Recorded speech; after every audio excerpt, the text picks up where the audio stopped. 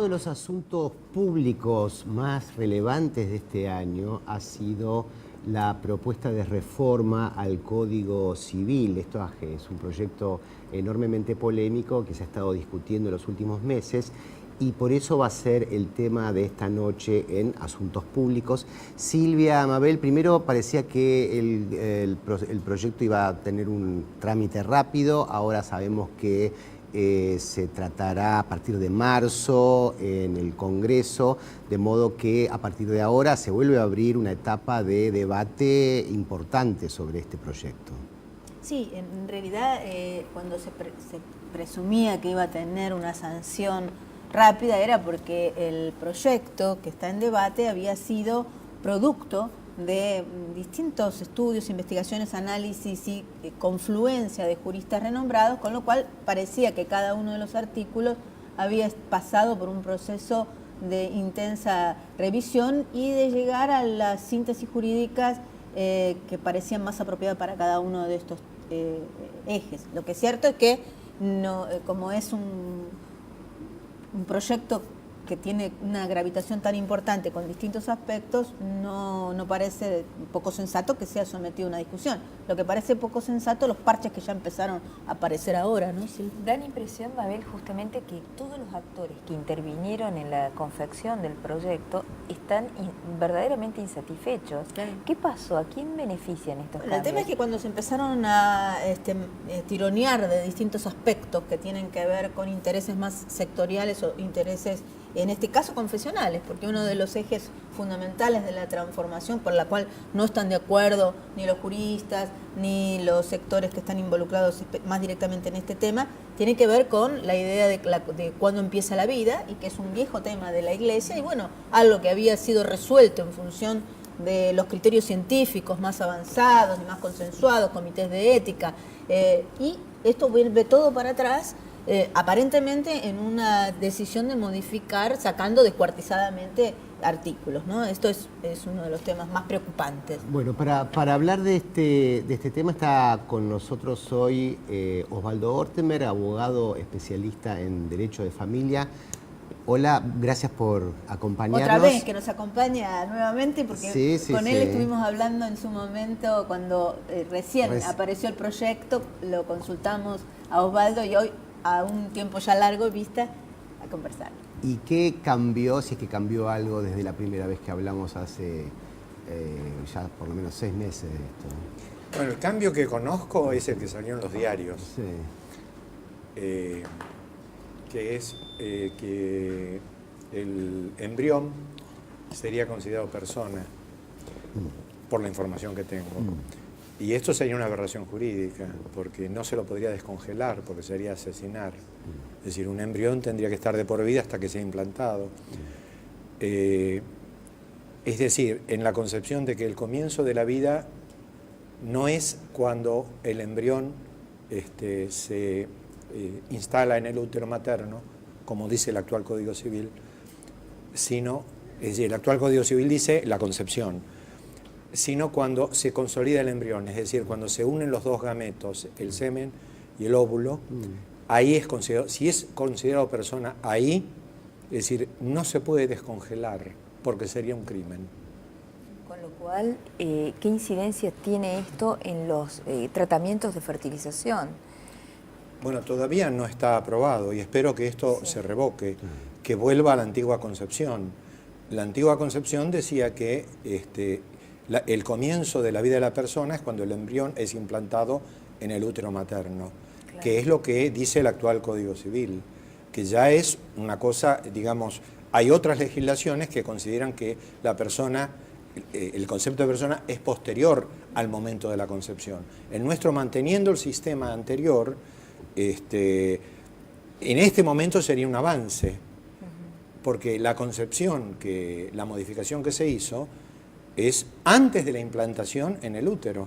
Entonces, si es antes de la implantación en el útero, si no se lo implanta, no se puede tocar.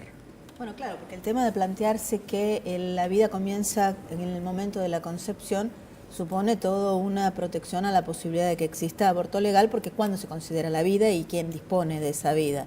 En este sentido, justamente para preservar un precepto dogmático dentro de una cosmovisión religiosa, se considera que la unión ya de dos células, porque si no, la unión de dos células sexuales es el principio de la posibilidad de que exista una persona, no es ni siquiera la posibilidad de que exista esa persona verdaderamente, porque si no se implanta en el útero, ¿cuántas veces naturalmente se deben producir encuentros y no implantaciones? Y una mujer ni siquiera se enteró de que se produjo esa unidad de células y no hay persona, ni proyecto de persona, ni siquiera previo a un aborto, ¿no? Entonces esta cuestión es gravísima porque da por tierra justamente todo lo que significa el avance científico en este punto, ¿no? Sí, aunque de todas maneras, digamos, hay un proyecto de Código Penal en ciernes.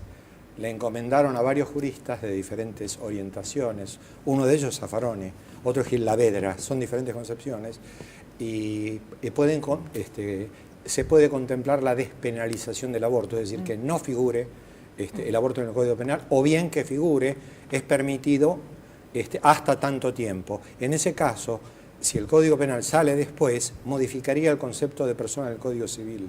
Claro, porque la ley posterior modifica la anterior. Claro, pero hay una incongruencia que es realmente sería muy importante que se pudiera discutir y que no llegáramos a consagrar una norma regresiva, porque si se suponía que todo el plexo jurídico que está planteado en esta modificación trata de incorporar avances, por ejemplo, el matrimonio igualitario, que significa un cambio de concepción muy importante, los derechos de los hijos, los cambios en la adopción, que era lo que queríamos conversar, esto sería un retroceso muy, muy importante si se consagrara así. Sí, iríamos a la Edad Media en esa concepción. Sí. Sería como anterior a la época donde Vélez Sarsfield hizo el Código Civil en 1860, 1870. ¿Qué contempló Vélez Sarsfield en este aspecto? En este aspecto contempló que la vida nace cuando es concebido en el útero materno. Es decir, ni siquiera hace falta que Vélez Sarsfield dijera en el útero materno, porque no había otro tipo de concepción. Y la vida nace ahí, pero a condición de que nazca con vida el feto. Si no nace con vida, es lo que rige actualmente, no existió nunca. Y si nace con vida, en ese periodo hereda. Es decir, la vida es retroactiva al momento de la concepción. Que sería como el proyecto que mandó el Poder Ejecutivo, el originario. Ahí no modificó el nuevo proyecto. La modificación vino ahora cuando se quiso ir más atrás. Es decir, no cuando es implantado en el útero, sino cuando se da la unión del gameto, de los gametos. Es decir, cuando irrumpe el embrión, se lo congela, ya ahí es persona. Lo que pasa es que hubo intervenciones en este tiempo contra los abortos producto de violaciones de mujeres que no eran discapacitadas, que es como la excepción que establece el Código Penal para no penalizar el aborto. Hubo intervenciones de fiscales oponiéndose al aborto de menores violadas porque no reunían la condición de discapacitadas. Sino además porque planteaban la prueba, ¿no? Que es lo que ya se plantea que no puede existir. Hay un montón de pautas de salud pública que no se le puede preguntar a la mujer, basta que la mujer diga que fue violada para que pueda entrar en esa excepción, y no, bueno, hay quienes dicen no, pero me tiene que traer una prueba así, de que fue violada, no decir victimizar nuevamente. Bueno, esto es un debate central y es crucial en este sentido, pero bueno, nuestra presidencia no está de acuerdo con el aborto, con lo cual tampoco el aborto no punible, y porque con el aborto uno no, por definición no se puede estar de acuerdo. Lo que se puede es decir que no sea punible en la situación. Claro, no el derecho al aborto, que claro, no haya punición. Claro, exacto. Claro. Pero vos decías, Silvia, que se plantea que se va a discutir el año que viene, ¿no? Bueno, Cristina Kirchner lo acaba de decir en el acto donde se celebraron los 30 años de democracia. Ella dijo que estaba abierta a un debate. Así que, bueno, porque hay un debate interno. Claro. El mismo Pichetto aprobó el anteproyecto en senadores, pero no estando conforme con estas modificaciones. Lo dijo públicamente. Lo dijo públicamente, sí. Es decir, hay un debate interno. Yo creo que gravita mucho que el Papa sea argentino, que modifica la relación de fuerzas de la Iglesia respecto a los demás poderes. Pero, no sé, yo creo que Francisco no es tan retrógrado, por lo menos no lo parece.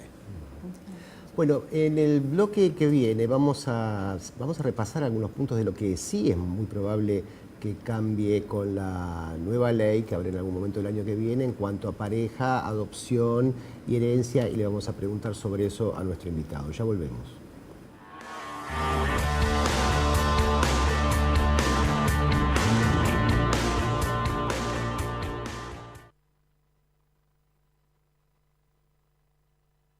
Con Claro, tenés todo internet por apenas $1 por día. Usa WhatsApp, Facebook, Twitter, YouTube, Google y mucho más. Claro con tarjeta, rinde más. Citi, la institución financiera más global del mundo, desde 1914 acompañando el crecimiento del país.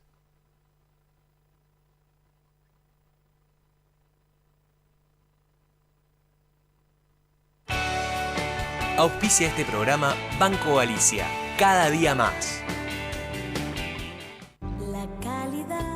Millones de argentinos eligen nuestros productos todos los días porque siempre fuimos fieles a lo más importante: la calidad.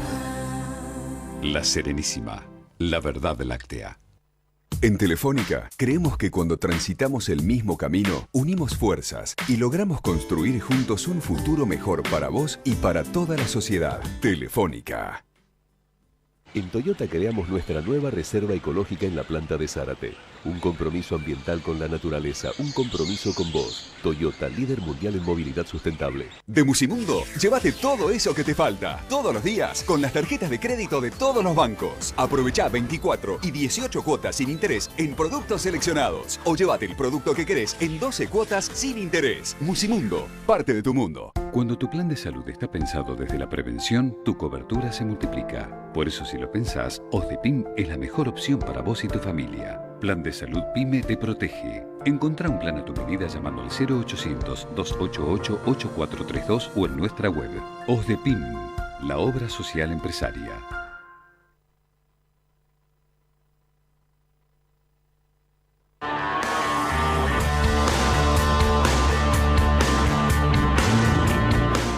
Seguimos en Asuntos Públicos y hoy estamos haciendo foco en las propuestas de reforma al Código Civil de la Argentina, al Código de Vélez Arfiel.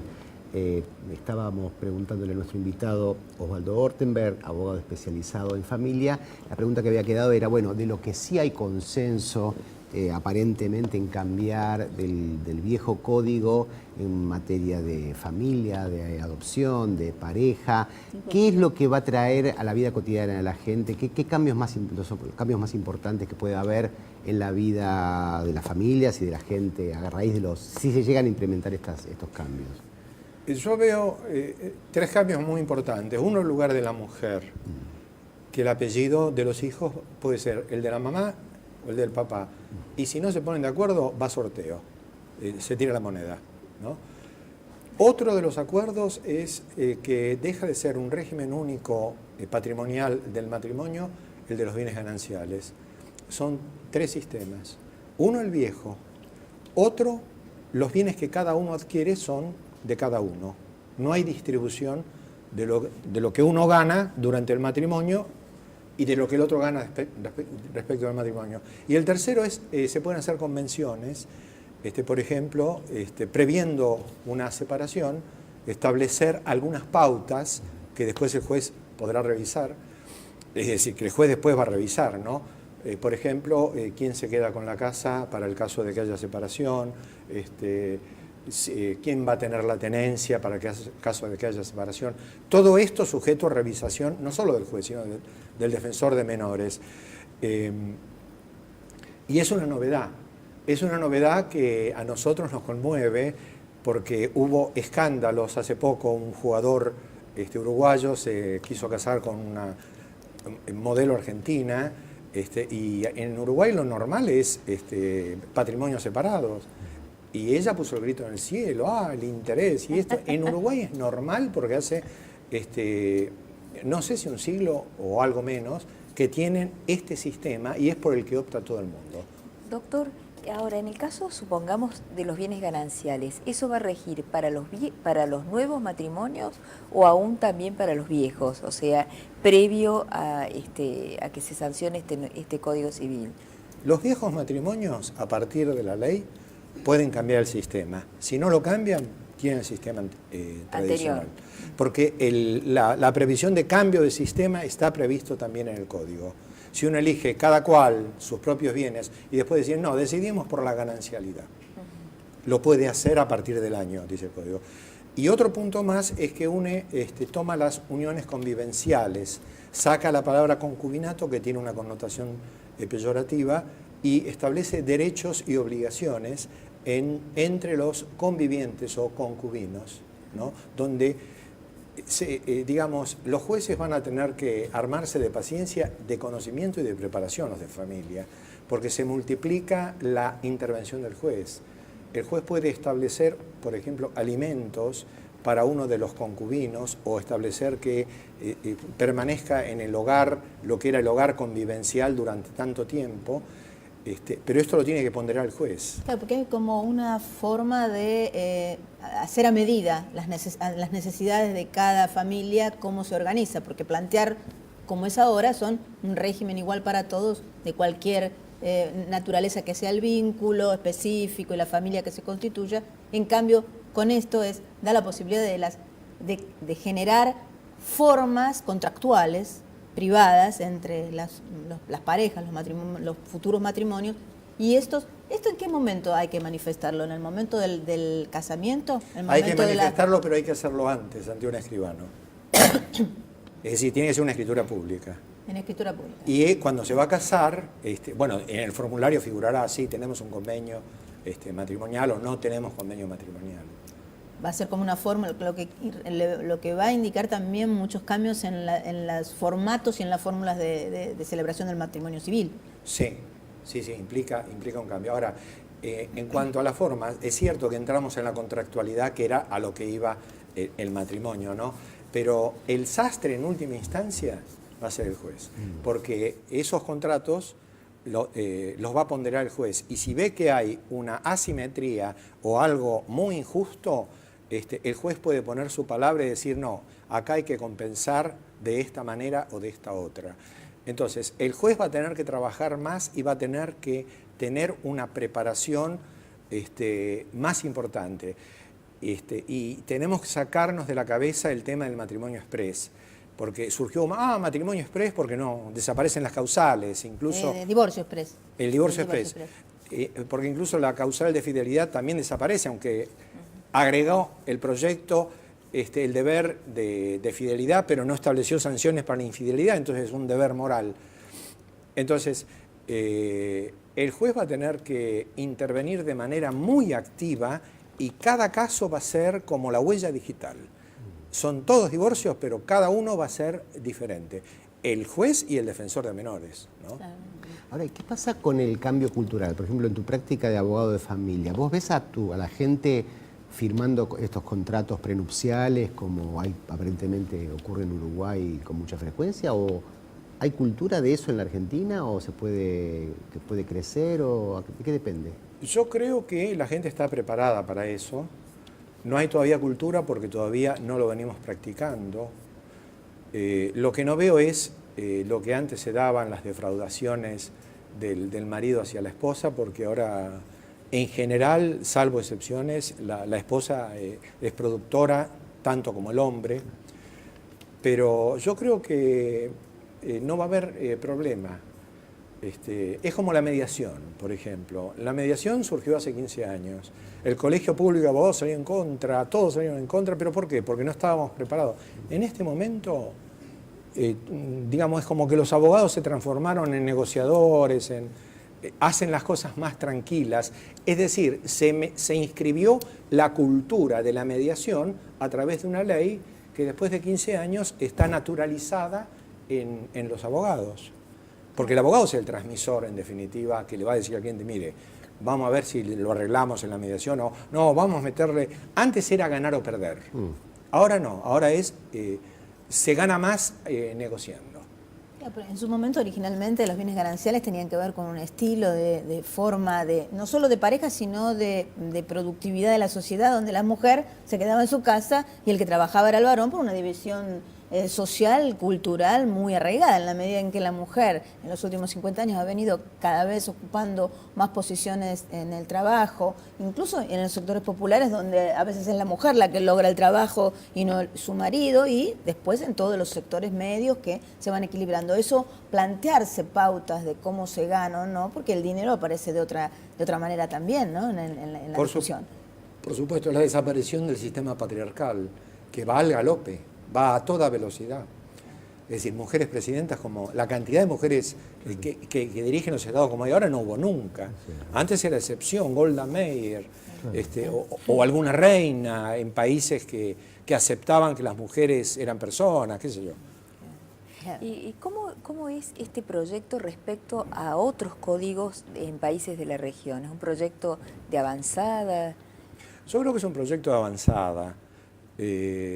Yo creo que incluso respecto a Uruguay, que siempre fue la Suiza latinoamericana en derecho, no solo nos ponemos a la par, sino que yo creo que hay avances. Por ejemplo, en el caso de una sucesión, si hay un establecimiento industrial, agrícola o lo que sea, el proyecto da prioridad al cónyuge supérstite para administrar la unidad, para administrarlo y oponerse a que se reparta, y que lo administre la esposa, porque no dice la esposa. Quien sea, el que sea. Ni dice, tampoco el cónyuge, porque además es igualitario, digamos, no habla de matrimonio hombre-mujer, desapareció, habla de cónyuges. Eso pone un freno a la disolución de actividades a la muerte de uno del matrimonio, que los hijos, otros herederos, quisieran vender y liquidar la actividad. Claro, ahí protege la unidad económica, cosa que me parece fundamental, y le da a la mujer el rol que le corresponde. Es decir, no dice que tiene que ser el hijo o dice directamente el cónyuge. Y si es el cónyuge, bueno, puede ser la cónyuge o el cónyuge. Claro. ¿Y hay cambios también en el tema sucesorios? ¿Hay algunos criterios diferentes? Hay las proporciones disponibles, pero ¿Cambia mantiene la el sistema, legítima? ¿Cambia el tema del 20%? el porcentaje nada más. ¿Cuánto cambia? Del 20 al 33 respecto de hijos. Es decir, actualmente los hijos son herederos forzosos, y lo que por testamento o como sea la persona que fallece en vida puede legar o testar es el 20%. El 20% lo regala, si quiere. Y con el proyecto es el 33%, sube un poco. Y respecto de los ascendientes y el cónyuge es el 50%.